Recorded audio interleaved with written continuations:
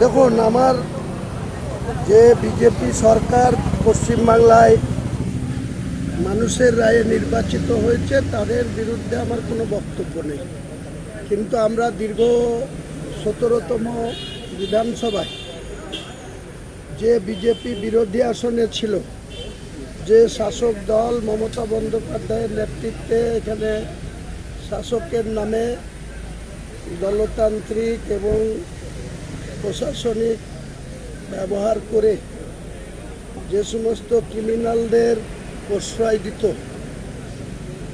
আমরা লক্ষ্য করলাম রেজিনগর বিধানসভায় 4 মে গণনা সমাপ্ত হওয়ার সঙ্গে সঙ্গেই সেই সমস্ত, আমি যেখানে রেজিনগর বিধানসভায় বিজেপিকে 59,000 ভোটে হারিয়েছি আর তৃণমূলকে 81,000 ভোটে হারিয়েছি, সেই বিধানসভায় আমি জোড়া আসনে জেতার জন্য আমাকে রেজিনগর রিজাইন দিতে হয়েছে, যেখানে রাজ্যের মুখ্যমন্ত্রী স্বয়ং নন্দীগ্রাম এবং ভবানীপুরে জিতেছিলেন, তিনি নন্দীগ্রাম ছেড়েছেন, আমি রেজিনগর ছেড়েছি একই দিনে 15 মে 2026। দুঃখজনক ঘটনা, যারা মমতা বন্দ্যোপাধ্যায়ের ছত্রছায়ায়, তিনি পুলিশ মন্ত্রী, তিনার ছত্রছায়ায় রেজিনগর বিধানসভার রেজিনগর থানা, শক্তিপুর থানা, বেলডাঙ্গা থানা, 3টে থানায় পড়ে। বেলডাঙ্গা থানার 3টে অঞ্চল পড়ে রেজিনগর বিধানসভায়, শক্তিপুর থানার 5টা অঞ্চল পড়ে, রেজিনগর থানার 6টা অঞ্চল পড়ে, টোটাল 14টা অঞ্চল নিয়ে রেজিনগর বিধানসভা। অত্যন্ত দুঃখজনক ঘটনা যে যারা পুরনো বিজেপি বা যারা বিজেপির আদর্শে রাজনৈতিকভাবে লড়াই করে বাংলার মানুষের কাছে যারা 2,93,00,000 ভোট পেয়েছে, 22টা আসনের মধ্যে যারা 8টা নির্বাচিত হয়েছে, তাদের সঙ্গে আমার কোনো দ্বন্দ্ব নেই। কিন্তু যারা 4 মে পর্যন্ত তৃণমূলের গুন্ডা ছিল, তৃণমূলের তোলাবাজ ছিল, তৃণমূলের পুলিশকে প্রশ্রয়ে মস্তানি করত, তারা আজকে আশ্চর্যজনকভাবে সেখানকার বিজেপির নেতাদের ধরে সেই সমস্ত মস্তান গুন্ডা তোলাবাজরা আবার বর্তমান মুখ্যমন্ত্রী তথা স্বরাষ্ট্রমন্ত্রীর অন্তর্গত যে রেজিনগর, শক্তিপুর, নওদা, বেলডাঙ্গা এইসব থানায় পুরনো বিজেপিদের নিয়ে কোনো সমস্যা নাই, নির্বাচিত যারা হয়েছে এই সরকারকে কোনো সমস্যা নাই। কিন্তু আমরা যে লড়াইটা তৃণমূলকে হারানোর জন্য, তৃণমূলকে গদিচ্যুত করার জন্য যে লড়াইটা গত ডিসেম্বর থেকে 2026-এর এপ্রিল মাসে 29 এপ্রিল পর্যন্ত যাদের বিরুদ্ধে লড়াই করেছিলাম, আজকে আমাদেরকে তাদেরকে আবার ফেস করতে হচ্ছে। তারাই আবার বর্তমান পুলিশ মন্ত্রীর অধীনে যে সমস্ত থানাগুলো আছে, নওদা, রেজিনগর, বেলডাঙ্গা, শক্তিপুর, এই থানায় সেই সমস্ত মস্তানরাই, যেটাকে বলা যায়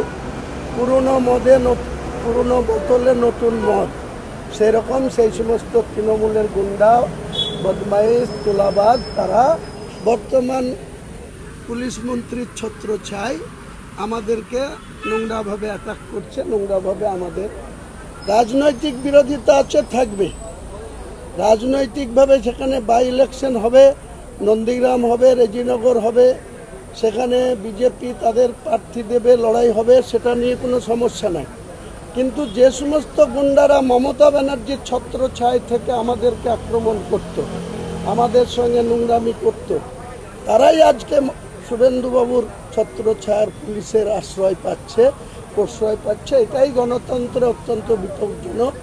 তাই আমি সেখানে আমার রেজিনগর বিধানসভায় আমার একটা কর্মী সভাতে আমি এটা বলেছি যে যদি তারা মনে করে থাকে যে বর্তমান পুলিশ মন্ত্রীর আন্ডারে যে সমস্ত থানাগুলো রয়েছে আমার বিধানসভায়, সেই থানাগুলার অফিসাররা যদি এখন পুরনো তৃণমূলের গুন্ডা মস্তানদের প্রশ্রয় দেয় তাহলে সংঘর্ষ এখানে অনিবার্য হবে। সেই জায়গাতে আমি কোনো কম্প্রোমাইজ করব না, এটাই বলেছি। আমার ব্যক্তিগতভাবে বিজেপির বিরুদ্ধে কোনো বিষোদ্গার করা বা বিজেপির যে বর্তমান ক্ষমতাসীন দল সেই দলের বিরুদ্ধে আমার কোনো বক্তব্য নাই। কিন্তু যারা তৃণমূলের হয়ে গুন্ডাগিরি করলো, যারা তৃণমূলের হয়ে আমাদের সঙ্গে নষ্টামি করলো, গুন্ডামি করলো, আপনারা সবাই দেখেছেন কিভাবে সেখানে আমাদের কথা গ্রাহ্য না করে বারবার আমাকে শোকজ করা হয়েছে, ওয়ার্নিং নোটিশ দেওয়া হয়েছে। সর্বশেষ 4 ডিসেম্বর 2025 আমাকে সাসপেন্ড করা হয়েছিল। আজকে সেই সমস্ত নেতারা ব্যাকডোর দিয়ে কেউ অপোজিশন লিডারের ছত্র ছায় কি পৌরসভা, কি পঞ্চায়েত, কি পঞ্চায়েত সমিতি, কি জেলা পরিষদ, সেই এলাকা থেকে যারা তৃণমূলের নির্বাচিত তারা আজকে বিজেপির ছত্র ছায় চলে এসছে। নিজেদের পিঠ বাঁচানো আর নিজেদের অ্যারেস্টের ভয়ে তারা পিছন দিক দিয়ে বিজেপির পতাকা ধরে আমাদের সঙ্গে পাঙ্গা নিচ্ছে। এফআইআর আইনের পথে চলবে। যদি আমি কোনো অপরাধ করে থাকি বা কোনো জায়গায় কোনো গুন্ডামি করে থাকি, নিশ্চয়ই আইন তো কারো ঊর্ধ্বে না, আমিও আইনের ঊর্ধ্বে না। আইনের প্রতি সম্পূর্ণ আস্থা আছে, জুডিশিয়ালের প্রতি সম্পূর্ণ আস্থা আছে। আমরা রাজনৈতিক ক্যারিয়ারে দীর্ঘ 34 বছরে সিপিএমের আমলে 27টা কেস খেয়েছিলাম। একটা কেসেও প্রমাণ হয়নি যে আমরা কোনো অপরাধী আনুষ্ঠানিকভাবে। সমস্ত কেস থেকে ক্লিন চিট পেয়েছি। 2016 থেকে 2026 10 বছরে তৃণমূলের গভর্নমেন্টেও আমি প্রায় 7টা কেস খেয়েছিলাম। সেই সব কেসেও আজ পর্যন্ত প্রমাণিত হয়নি যে হুমায়ুন কবির কোনো গুন্ডাগিরি করে বা কারো উপরে কোনো অন্যায় অত্যাচার করে বা জুলুম করে বা কোনো সাম্প্রদায়িক সম্প্রীতি বিঘ্নিত ঘটায়। এরকম কোনো প্রমাণ হুমায়ুন কবিরের বিরুদ্ধে তৎকালীন প্রশাসন আনতে পারেনি। আমি আশা করছি বর্তমান প্রশাসনও সেটা প্রমাণ করতে পারবে না।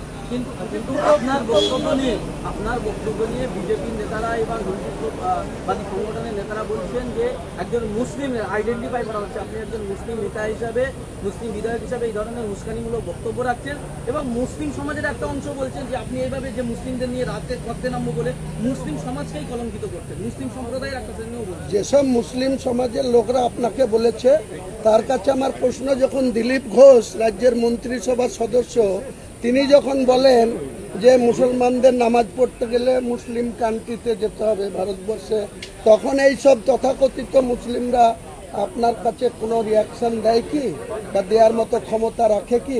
কাজে এই সমস্ত তেজপাতাদের কোনো প্রশ্নের উত্তর আমি দেব না।